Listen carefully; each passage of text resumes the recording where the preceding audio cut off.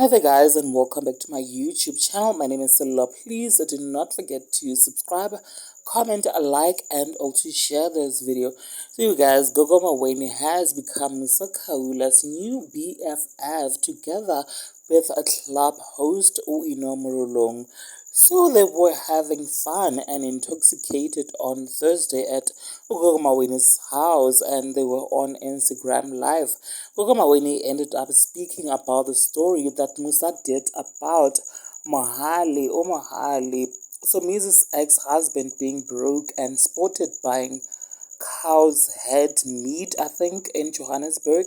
Now it is reported that Mohale suspects that Gogo Maweni is the one who told Musa and leaked the story that he is allegedly broke since he is the one who bumped into him buying the head as meat.